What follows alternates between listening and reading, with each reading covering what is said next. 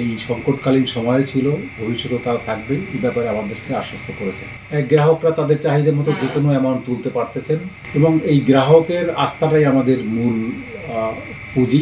আমাদের অনেক পুরাতন গ্রাহক যারা এই ব্যাংক ছেড়ে যায় নাই, তারা বিগত দিনে যেভাবে ছিল, এই সংকটকালীন সময় ছিল, ভবিষ্যতেও তারা থাকবে, এই ব্যাপারে আমাদেরকে আশ্বস্ত করেছে এবং এই গ্রাহকের আস্থাটাই আমাদের মূল পুঁজি।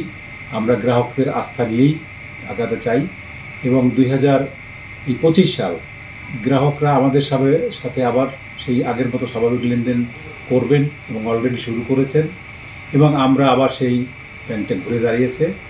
আমরা আশা করি 2025 সালের মধ্যে আমরা সেই স্বাভাবিক লেনদেন চালু করে সেই বিগত দিনে এই ব্যাংকের যে ঐতিহ্য ছিল সেটা আমরা পুনরুদ্ধার করতে পারবো ইনশাল্লাহ।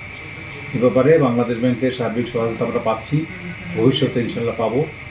তা আমি গ্রাহকদেরকে এই ব্যাংকের প্রতি আস্থা রেখে তাদের লেনদেন স্বাভাবিক আগের মতোই এবং ব্যবসা বাণিজ্য যেভাবে তারা আমাদের সাথে করতো সেটা চলমান থাকবে ইনশাল্লাহ। এই ব্যাপারে আমরা তাদেরকে আশ্বস্ত করতে চাই।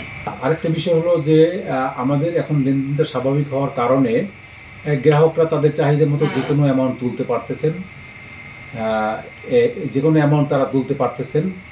আর পাশাপাশি এখানে কোনো ফিগার নাই, কারণ হলো যে অ্যাকাউন্ট যারা বেশি জমা দিচ্ছে সে তার চাহিদা মতো নিতেই পারতেছে। তাই কাজেই এখানে আমরা যেটা বলতে চাই যে গ্রাহক তারা যদি স্বাভাবিক লেনদেন আমাদের সাথে করে, তাদেরকে আমরা সেই আগের মতো কোনো নির্দিষ্ট অ্যামাউন্ট নির্ধারণ না করে আমরা তাদের চাহিদা মতো সম্পূর্ণ টাকাই ফেরত দিব ইনশাআল্লাহ।